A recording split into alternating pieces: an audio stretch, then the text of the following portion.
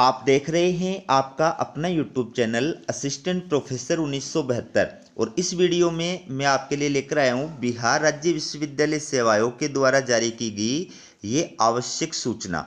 और ये किससे संबंधित है? ये विज्ञापन जो जारी किया गया था 2023 के अंदर प्रधानाचार्य के लिए, प्रिंसिपल के लिए, उससे संबंधित है। तो आयोग के द्वारा 2023 में ये प्रधानाचार्य पद के लिए जो विज्ञापन जारी किया गया था, इसमें टोटल जो है 297 अभ्यर्थियों के द्वारा आवेदन किए गए थे, जिसमें 16 अभ्यर्थी ऐसे थे जिनके आवेदन की हार्ड कॉपी जो है आयोग कार्यालय के अंदर प्राप्त नहीं हुई थी।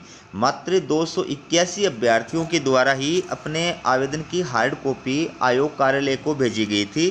ठीक है, तो जो आयोग कार्यालय के अंदर आवेदन फॉर्म प्राप्त हुए थे, उनकी आयोग की स्क्रीनिंग कमेटी के द्वारा समीक्षा की गई, स्क्रीनिंग की गई, और 281 में से मात्र 235 जो आवेदन फॉर्म है वो आयोग के द्वारा स्वीकृत किए गए हैं या फिर अस्थायी रूप से स्वीकृत किए गए हैं। ठीक है, जिनको स्वीकृत किया गया है उनकी लिस्ट और जिनको अस्थायी रूप से स्वीकृत किया गया है उनकी लिस्ट आपको दिखाऊंगा।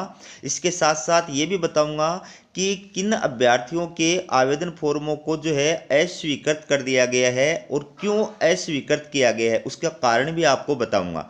तो आपको ये जानकारी प्रदान करूं उससे पहले आपको बता देना चाहता हूं कि आयोग के द्वारा जो सहायक आचार्य भर्ती 2020-21 का विज्ञापन जारी किया गया था, विषय था रसायन शास्त्र।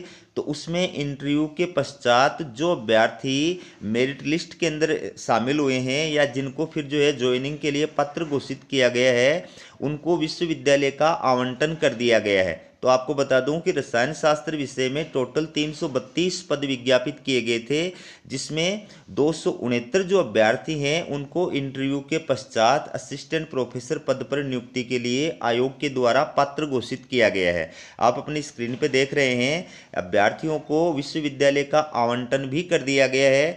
ठीक है, अब आप देखिए ये जो न्यूज है वो बाकी असिस्टेंट प्रोफेसर की विस्तृत जानकारी के लिए आप जो है आयोग की ऑफिशियल वेबसाइट पर जा सकते हैं। यहाँ पर ये देखिए, ये अभ्यर्थी का नाम है, सॉरी ये अभ्यर्थी की यूनिक आईडी नंबर है, ये अभ्यर्थी का नाम है और ये आवेदन की स्थिति है।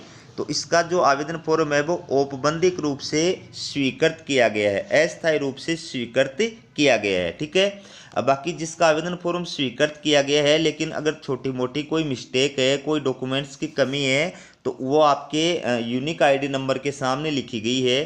ठीक है, इसलिए आपको परेशान होने की आवश्यकता नहीं है। फॉर एग्जाम्पल ये जो अभ्यर्थी है तो इसके सामने क्या लिखा हुआ है कि अनारक्षित कोटि हेतु औपबंधिक रूप से आवेदन स्वीकृत, क्योंकि ऑनलाइन आवेदन एवं हार्ड कॉपी में क्रिमिलेयर रहित प्रमाण पत्र संलग्न नहीं है।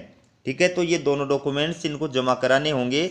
कब तक जमा कराने होंगे वो भी मैं आपको दिखाऊंगा। तो सबसे पहले उन अभ्यर्थियों की लिस्ट देखिए जिनका आवेदन फॉर्म या तो आयोग के द्वारा स्वीकृत किया गया है या अस्थायी रूप से स्वीकृत किया गया है।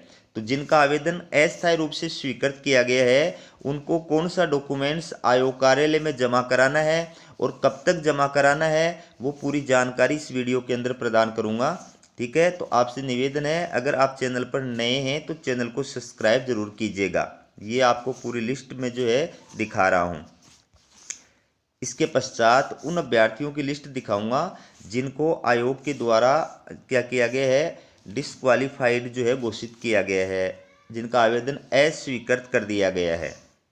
ये आप देखिए सबसे पहले, इसके बाद में टोटल ऐसे जो अभ्यर्थी हैं वो 62 अभ्यर्थी हैं जिनका आवेदन जो है वो आयोग ने स्वीकृत किया है।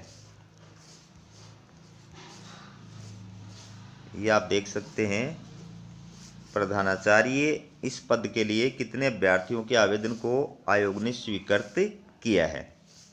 ठीक है,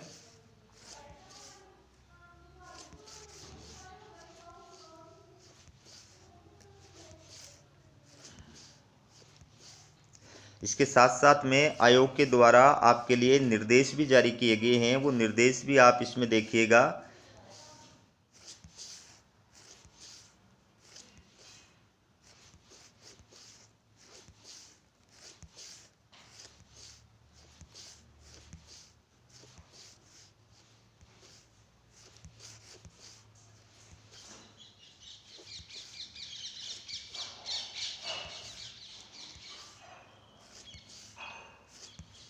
ये आप देखिए,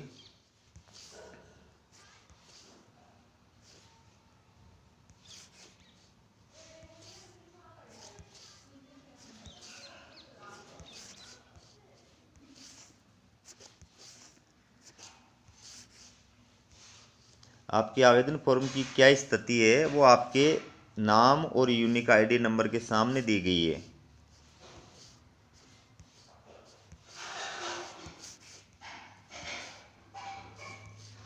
अब ये आप देखिए, ये वो अभ्यर्थी हैं, 62 अभ्यर्थी हैं टोटल, जिनके आवेदन फॉर्म की आयोग के द्वारा स्क्रीनिंग की गई थी और उनको आयोग ने क्या कर दिया है, अनर्हित यानी अयोग्य यानी डिस्क्वालीफाइड घोषित कर दिया है। तो किस अभ्यर्थी को किस वजह से अयोग्य घोषित किया है या उसका आवेदन फॉर्म अस्वीकृत किया है, वो कारण भी आपके सामने लिखा हुआ है।